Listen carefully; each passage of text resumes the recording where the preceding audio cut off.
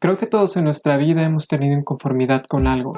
Para mí, una de las más grandes y que ha sido constante por mucho tiempo es con mi letra. Esta semana, mientras tomaba unos apuntes, pude darme cuenta que en los últimos 9 meses había cambiado mi letra 3 veces. Y se debe justo a eso. Nunca me convence.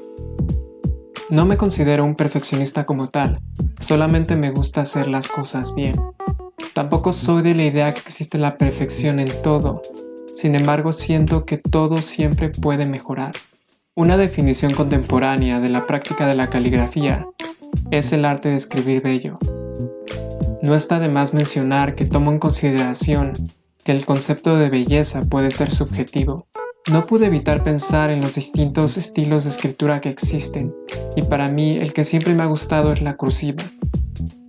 Y siendo totalmente abierto aquí, les puedo decir que yo no escribo en cursiva por una razón, y considero que el no saber hacerlo no tiene nada de malo. Sin embargo, algo que a mí me avergüenza ligeramente es que fue algo que me enseñaron en la escuela, siendo una de las primeras cosas que aprendí. Y claro, es algo que no he puesto en práctica en los últimos años, y es exactamente igual a cuando tocas un instrumento. Seguramente, si yo dejara de tocar una pieza por un periodo largo de tiempo, tendría que volver a leer la partitura para poder recordar.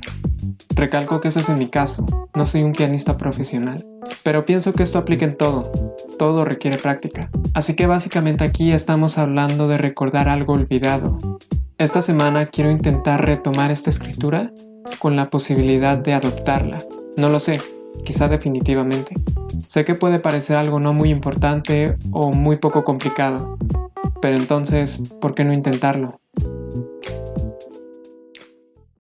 De acuerdo, anoche decidí ya dedicar un tiempo en específico para llevar esto a cabo, y lo primero que hice fue buscar una imagen en internet, una imagen de la cual yo pudiera imitar el trazo.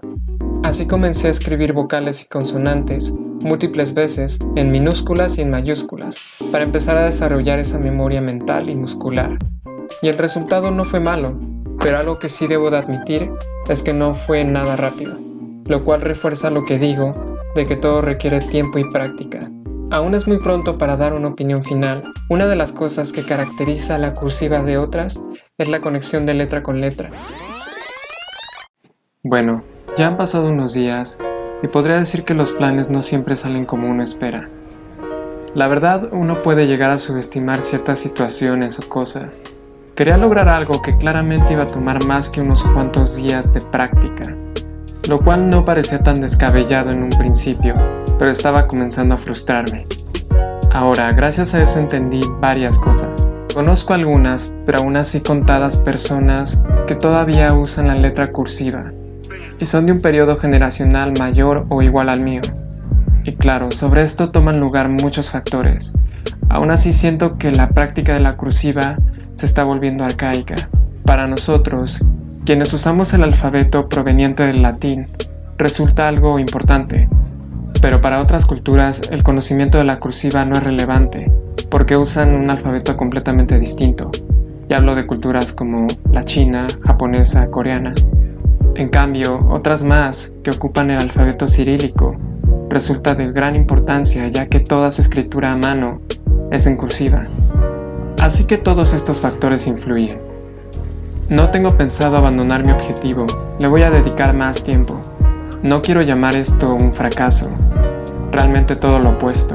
Comprendí, entre varias cosas, que no es indispensable siempre ser tan exigente con uno mismo.